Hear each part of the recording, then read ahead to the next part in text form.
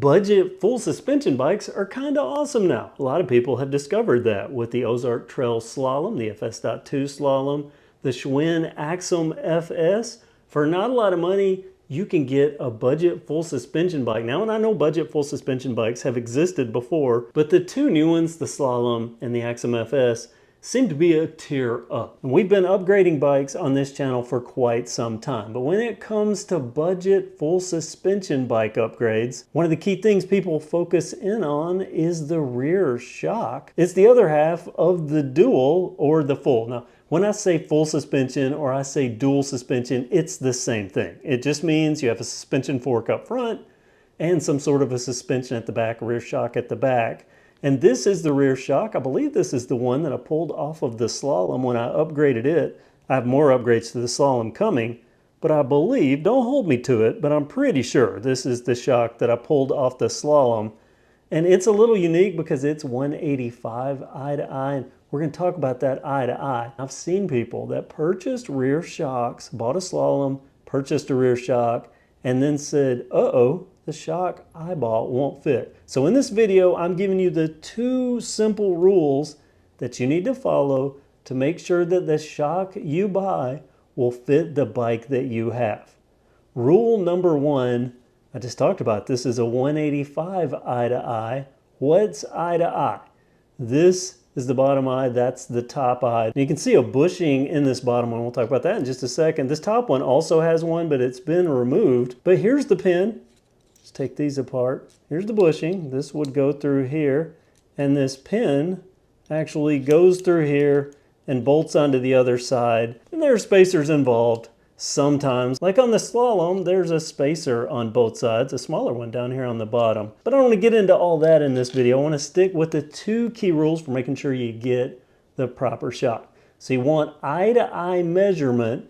Now this bike came with a 185, and the way this is measured is from the literal center of each one of these eyes here, where this bolts in, the center bolt to center bolt will be 185 millimeters on this shock. And this is a little bit of an oddball, or not as common as say a 165, a 190, or a 200. That seem to be the common ones. The common ones are 165 eye to eye and 190 eye to eye, and I believe the Axum FS is 190 eye to eye, so a more common shock, a little easier to find. Now when I upgraded my Slalom, I went with the 190. 185 to 190 wasn't that big of a deal, but I don't recommend you do as I do.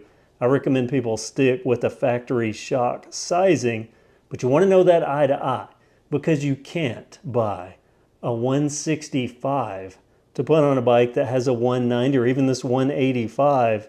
That would change the geometry. It's going to limit the travel. That would be a downgrade, not an upgrade. Conversely, I would say if you have a bike that has a 165 rear shock, you don't want to go buy a 200. That would overpitch the rear end. That can create problems too and just make the bike sit all funky, ride wonky. So you want to make sure you measure. Rule number one, measure the eye to eye. Center of this hole to the center of this hole. And just so I don't confuse anyone, because this one's a little different there, look at this shock. Here's a pin going through, but you can see this is the bottom, and this is what this would normally look like. Just like the bottom here has the bushing running through the middle, and then there are spacers for this particular one, or this particular bike. The Slalom had top spacers that are wider than the lower spacers, but on the Axum FS, it's just two little ones like this. A lot easier to work with if you have two little ones. Just FYI, if you have to take out the bushing, and it's the bushing that's the number two thing we need to talk about. Because there's also a bushing that runs through these, and you need to know that measurement because of the pin that bolts all of this together. The measurement for that pin is the measurement, the internal measurement of the bushing that runs through here. You need to know that. So you need to know the eye to eye. This is a 165, just FYI, 185, 165. But this pin, there's a common size on these two. At least with the budget bikes that I've ran across, it's usually 8 millimeters. And I can make this one and show you, yeah, 7.8 rounds up to 8.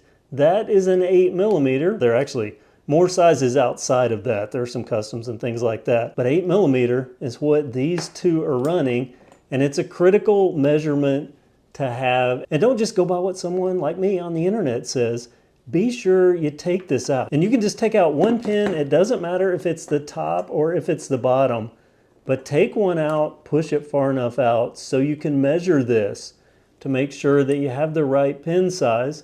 Because just an example, a D&M shock clearly shows eye to eye, and that the pin measurement, the bushing measurement, the inside diameter is 8mm. So I know that's going to be good for me. But if I picked another random shock and I looked at it and it said 12mm, well, I would know my pins aren't going to work.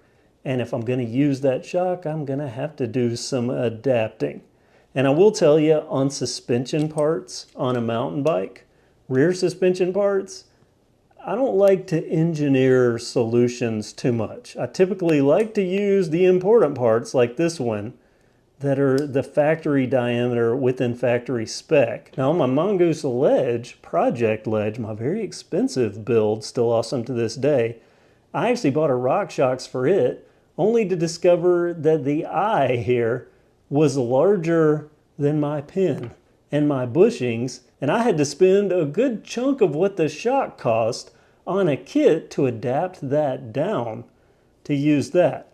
Where if I just shopped savvy enough and made sure I knew my two measurements, eye to eye, and the pin size, the inside diameter size of this bushing, and also it helps to know the outside diameter of this bushing, which are always listed on any reputable rear shock, like a D&M. I like to shop those.